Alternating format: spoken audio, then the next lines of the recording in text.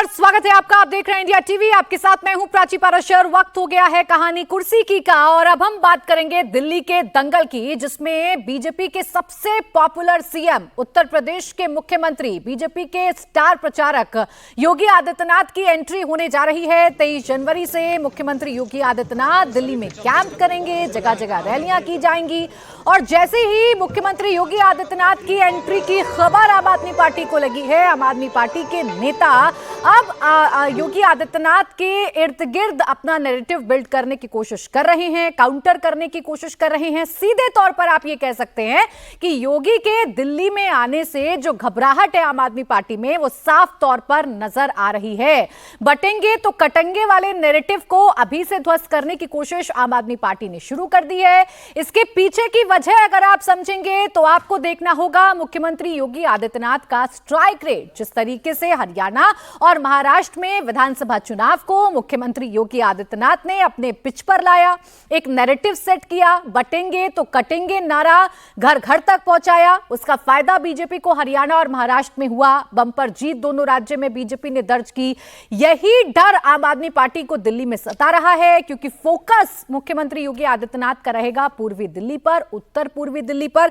जो सीटें जहां पर मुख्यमंत्री योगी आदित्यनाथ प्रचार प्रसार करेंगे, वो सीटें भी सामने आ रही हैं। बिजवासन, कैलाश गहलोत वाली सीट, पालम, शाहदरा, किराड़ी, राजेंद्र नगर, द्वारका, पटपड़गंज और गोंडा सीट है जहां पर मुख्यमंत्री योगी आदित्यनाथ को चुनाव प्रचार करना है। 23 जनवरी से उनका प्रचार शुरू होगा, 3 रैलियां करेंगे। 28 जनवरी को 4 जनसभाएं करेंगे, 30 जनवरी को 4 सभाएं होंगी और 1 फरवरी को 3 रैलियां मुख्यमंत्री योगी आदित्यनाथ करेंगे। अब रिकॉर्ड अगर आप देखेंगे तो महाराष्ट्र में 30 सीटों पर प्रचार किया था, 22 सीटों पर बीजेपी के प्रत्याशियों को जीत दर्ज करवाई थी। हरियाणा में 14 सीटों पर मुख्यमंत्री योगी आदित्यनाथ ने प्रचार किया था, 9 सीटों पर जीत दर्ज हुई थी बीजेपी के कैंडिडेट की। कुल मिलाकर महाराष्ट्र में 73% स्ट्राइक रेट रहा था जीत का, और हरियाणा में 64% माफ कीजिएगा स्ट्राइक रेट मुख्यमंत्री योगी आदित्यनाथ का रहा था। और इसीलिए उनकी एंट्री से पहले ही आम आदमी पार्टी बटेंगे तो कटेंगे नैरेटिव को काउंटर करने की कोशिश कर रही है। क्या कहा जा रहा है आम आदमी पार्टी की तरफ से, सुनवाते हैं आपको। योगी आदित्यनाथ जी गरीबों को बटेंगे कटेंगे बता रहे, ये वाला बताया ना 11,000% की ग्रोथ कैसे होगी। उनको बोलो ये बटेंगे कटेंगे वाला मत बताओ, कोई नहीं आता इन सभाओं के अंदर। अगर योगी आदित्यनाथ ये कह दें कि प्रवेश वर्मा ने कैसे 5 साल के अंदर अपनी सालाना आय 11,000% बढ़ाई, उसका फॉर्मूला बताएंगे तो मैं भी जाऊंगा फिर योगी आदित्यनाथ जी की सभा में, हम भी सुनेंगे उनको। क्यों नहीं सुनना चाहिए उन्हें? ये ना बताएं। गरीबों के बच्चों को बटेंगे कटेंगे में उलझा के रखो, और अपने मुख्यमंत्रियों के बेटों की आय बढ़वाने वाले उनको फॉर्मूले बताते हो। ये नहीं चलेगा। हमें भी वही वाला फॉर्मूला योगी जी को बताना पड़ेगा। हमारे लिए सदा नेशन फर्स्ट रहा है, राष्ट्र प्राथमिकता रही, राष्ट्र प्रथम रहा है।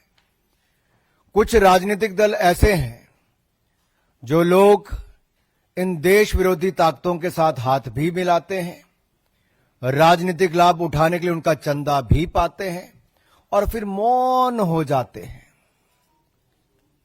और ये चुप्पी क्यों है? तब तो वो बड़े बड़ी बातें करते हैं, और ये डबल डेटिंग करने वाले माननीय राहुल गांधी जी और अरविंद केजरीवाल जी, ये बाहर से कुछ और अंदर से एक ही नजर आते हैं। देश को नहीं पता चला। तो देखिए, अब आम आदमी पार्टी ये कह रही है कि बटेंगे तो कटेंगे सिर्फ गरीबों को बहलाने की कोशिश योगी आदित्यनाथ की तरफ से की जाती है। ये भी जानते हैं आप सब लोग कि योगी आदित्यनाथ बीजेपी के स्टार प्रचारक हैं, सबसे पॉपुलर बीजेपी शासित राज्यों के मुख्यमंत्री हैं। ऐसे में उनका दिल्ली आना, दिल्ली के चुनावों पर क्या प्रभाव पड़ेगा, इसी पर करते हैं चर्चा। हमारे साथ खास मेहमान स्टूडियो में है, हर्षवर्धन त्रिपाठी जी हमारे साथ हैं और विजय त्रिवेदी जी हमारे साथ हैं। आप दोनों का बहुत स्वागत है। मुख्यमंत्री योगी आदित्यनाथ अगर 14 रैलियां हर्षवर्धन जी करेंगे दिल्ली में, तो दिल्ली की पिच कितनी बदलेगी? क्या हरियाणा और महाराष्ट्र जैसा चुनाव दिल्ली का हो पाना संभव होगा? देखिए प्राची, मुझे लगता है कि अगर सिर्फ हम ये कह रहे हैं, राजनीतिक तौर पर तो ठीक है ये आरोप लगाना और ये कहना, ये हालांकि योगी जी को सूट ही करेगा, बढ़िया है वो लोग यही बोले, लेकिन योगी आदित्यनाथ की पहचान सिर्फ बटोगे तो कटोगे वाले अब नहीं रह गई। पहले आप कहते थे कि एक सांसद के तौर पर उनका संकट है, और सही बात है, हम लोग कहते थे, हम लोग भी मतलब विश्लेषणों में करते थे तो कहते थे भाई वो अभी तक उनकी डीलिंग क्या रही, सिर्फ डीएम से रही है। भाई एक सांसद का क्या होता है, जिलाधिकारी से बात करता है, तो वो मुख्यमंत्री बन जाएंगे, वो प्रदेश में किसी बड़े पद पर नहीं रहे, जिले में नहीं रहे, भाजपा संगठन में कभी नहीं रहे, तो वो मुख्यमंत्री की कुर्सी संभालेंगे कैसे। लेकिन आज उन्होंने देश में जिसको कहते हैं ना कि चीफ मिनिस्टीरियल जो मटेरियल होता है, उसका जो हाईएस्ट मैनेजमेंट स्किल होता है, वो उन्होंने करके दिखा दिया। और जब हम कह रहे हैं करके दिखा दिया, तो कोई सामान्य बात नहीं है। वो अयोध्या हो गया, काशी विश्वनाथ हो गया, मथुरा हो गया, अभी प्रयागराज का महाकुंभ चल रहा है, और वो सब उन्होंने करके दिखाया। फिर जब हम योगी आदित्यनाथ को दिल्ली में देखेंगे तो भाजपा का एक जो बड़ा संकट है, जिसकी तरफ हम लोगों को ठीक से बात करनी चाहिए, कि आज भी भाजपा के पास कोई ऐसा व्यक्ति नहीं है जो खड़ा होकर देखो हम खड़े हो गए, अब पूर्वांचल का वोट खिसक के दिखाए। योगी आदित्यनाथ कहां से आते हैं? गोरखनाथ मठ जो गोरखपुर है, और ये उत्तर प्रदेश और बिहार के पूर्वांचल के लिहाज से अगर कहें तो ये धुरी है।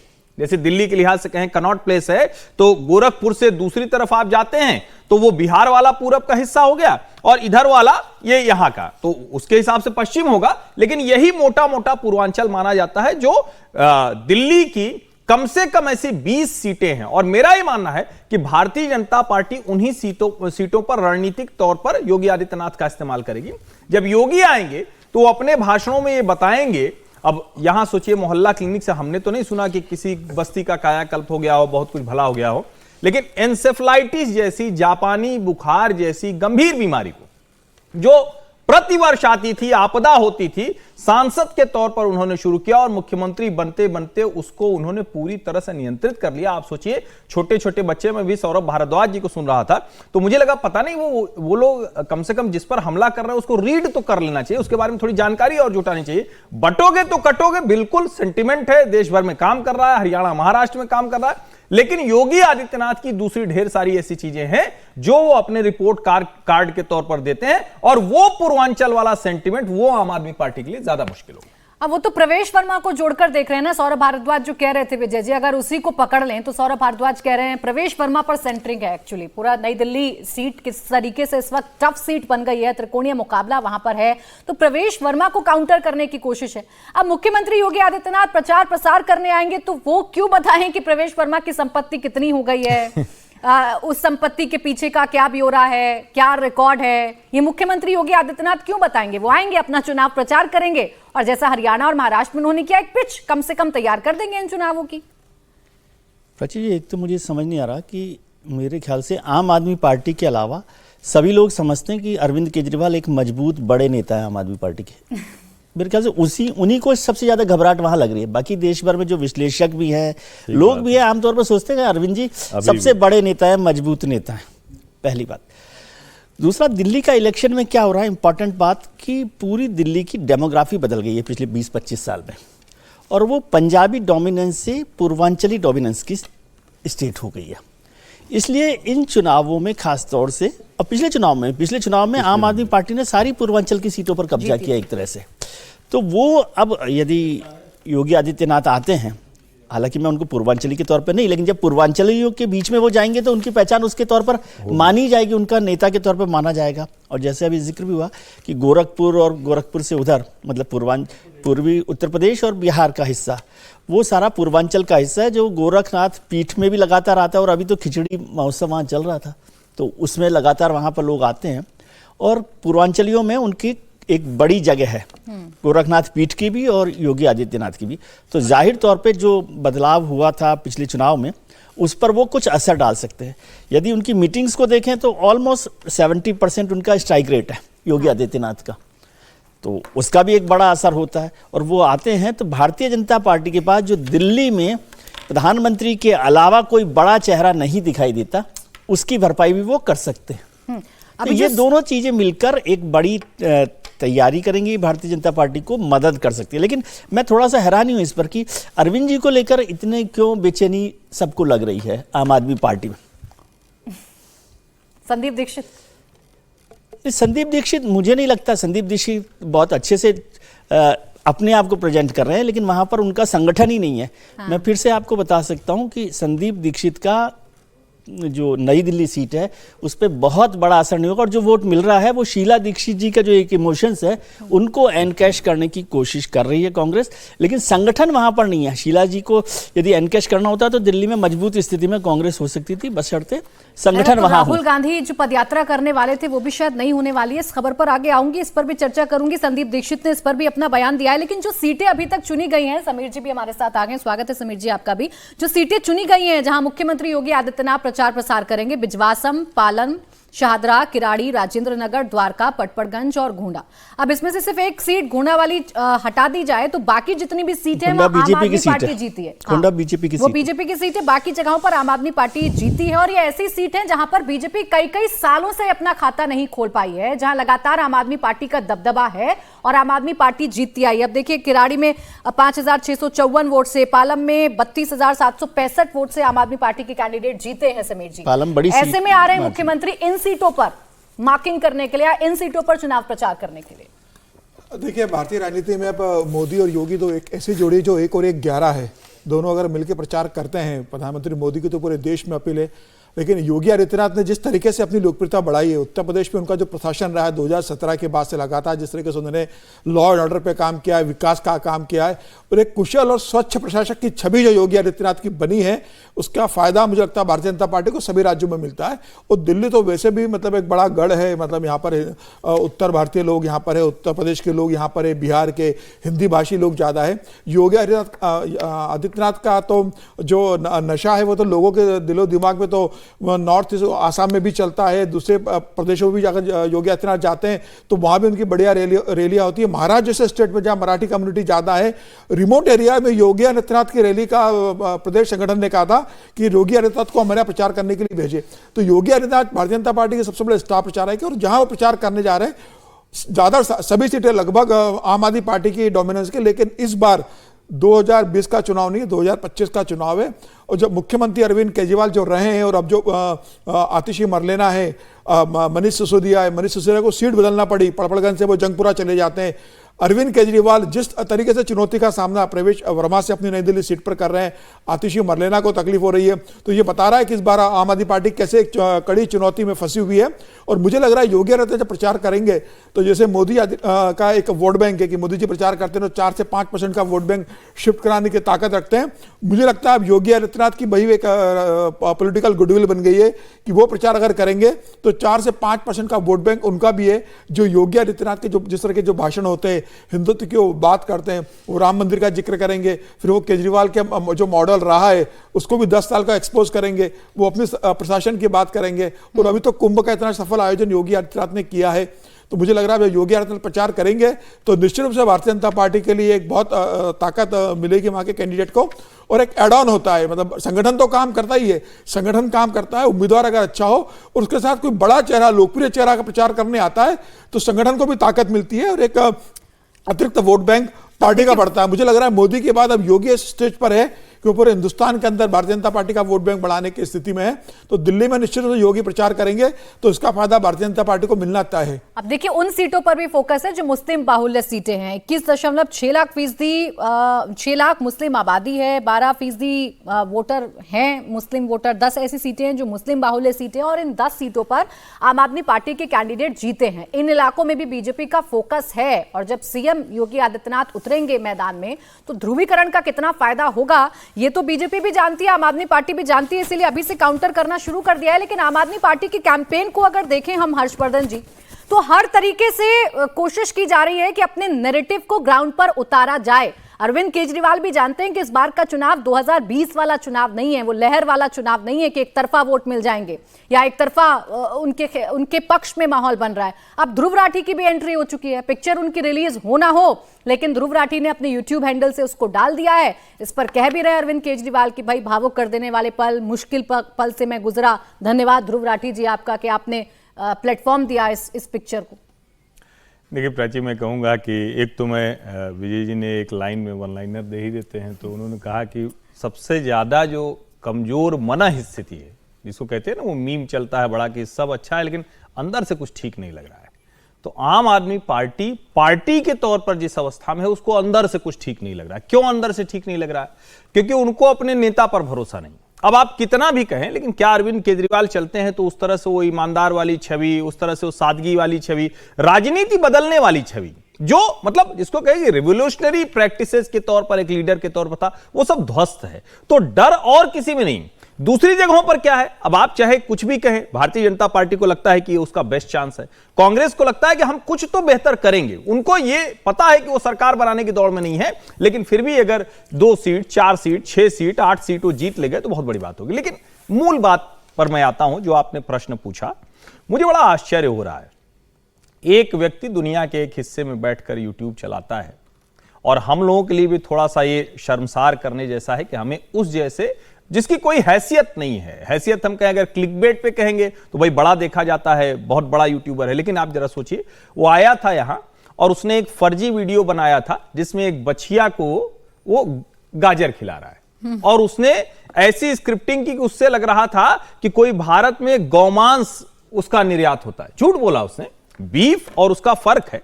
अब उसने उसको चलाया, तो यानी एक तरह से फ्रॉड है। फिर उसने दूसरा प्रयोग किया जो लोगों को और ध्यान में आना चाहिए। उसने कहा कि जो जो हमारा समर्थन करेगा महाराष्ट्र के लिए, तो उसने, तो ये क्या नाम है उसका,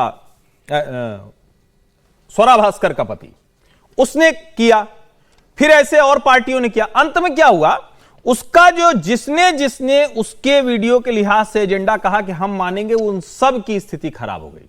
तो अब मैं बड़ा आश्चर्यचकित हूं कि अभी अरविंद जी को भावुक हो जाना चाहिए या 8 तारीख की प्रतीक्षा करनी चाहिए, क्योंकि ध्रुव राठी ने अगर समर्थन कर दिया तो अभी पिछले कुछ वर्षों का करीब करीब 1.5 दशक का जो ट्रैक रिकॉर्ड रहा है, जिसका वो समर्थन करता है वो बुरी तरह से हारता है। और मैं तो अब थोड़ा ज्यादा डर मुझे लगने लगा है कि अरविंद केजरीवाल के लिए लगता है कि उनकी सीट और उनकी मुख्यमंत्री की कुर्सी, जिसके लिए वो बहुत इच्छा से, आकांक्षा से आगे बढ़ रहे हैं, दोनों में खतरा हो गया है, क्योंकि उसमें कुछ भी ऐसा नहीं जो भावुक करेगा। भावुक 8 तारीख के परिणाम करेंगे। तो कह रहे हैं हिम्मत दिखाई आपने, जब पूरे सिस्टम ने इस फिल्म को रिलीज होने से रोका तब आपने हिम्मत दिखाई और इसको एक प्लेटफॉर्म दिया। इस सीट पर अरविंद केजरीवाल, क्या विजय जी नहीं समझ पा रहे हैं कि कांग्रेस का संगठन संदीप दीक्षित के साथ नजर नहीं आ रहा है? कभी आप ये बयान देते हैं कि संदीप दीक्षित को ऊपर से दिखाने का ऑर्डर आ रहा है, वो सिर्फ टीवी पर दिख रहे हैं। कभी आप कहते हैं संदीप दीक्षित को बीजेपी लड़ा रही है, फंड बीजेपी कर रही है।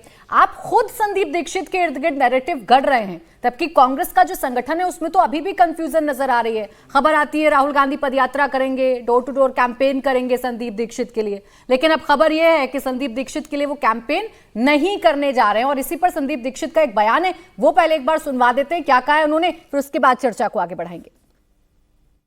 पदयात्रा नहीं कर पाएंगे, कुछ इशू है, तो उसको हम लोग अब 2 या 3 दिन बाद जो है वही चीजें हम लोग करेंगे, और शायद ये 26 जनवरी के बाद यही प्रोग्राम दोबारा होंगे। बहुत अच्छा रहा है अभी तक लोगों की बारे में बात आती रही है, और लोग ज्यादातर विकास को देख रहे हैं। बहुत उनका मन है कि हम किसी न किसी तरह विकास की बात करें।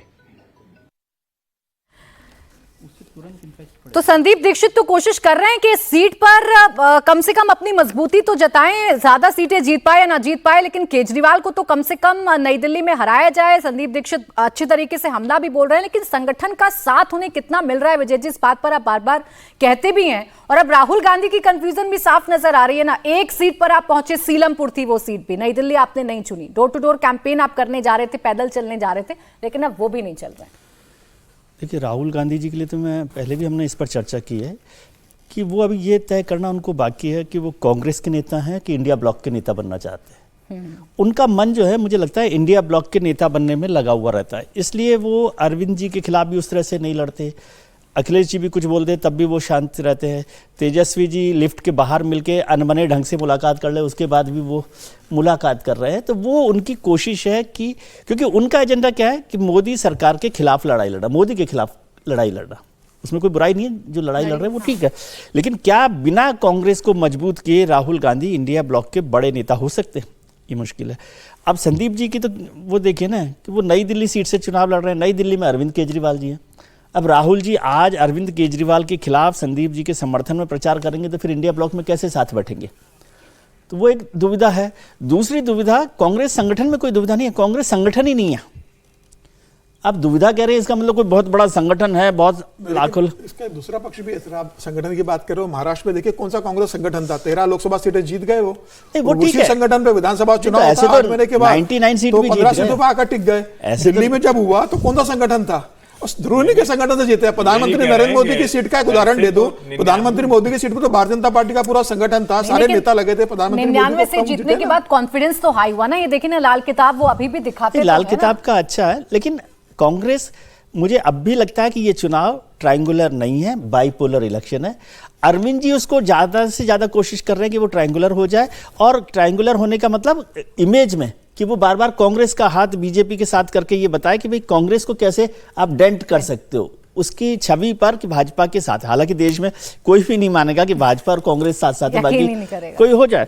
और भारतीय जनता पार्टी चाहती है कि कांग्रेस जितनी मजबूत हो जाए उतना ही अच्छा है। नहीं, लेकिन ये वाली कॉन्स्पिरेसी थ्योरी फिर भी खूब चल जाती है कि अरविंद जी भी तो संघ के समर्थन से आंदोलन चलाए, कई लोग हाँ, कहते हैं। वो तो अक्सर वो भी चलता रहा, वो भी और ये चलता भी रहा। चलता है कि भाजपा के लिए ज्यादा अनुकूल है कि केजरीवाल यहाँ रहें, बाकी जगह वो सब कब्जा सबका- करते रहे, सब- यहाँ एक रहे। तो ये भी एक तो अरविंद जी वो भी चल रहा है। अब देखते हैं कि कांग्रेस इस चुनाव की महत्वपूर्ण कड़ी हो सकती है। कांग्रेस हो सकती बिल्कुल। है। हो सकती है, मैं होने वाली बात में अब भी सहमत नहीं हूं। हालांकि समीर जी का ज्यादा अनुभव है कि कांग्रेस को राजनीति को समझने का, मगर संगठन के तौर पर मुझे राहुल जी से भी ज्यादा।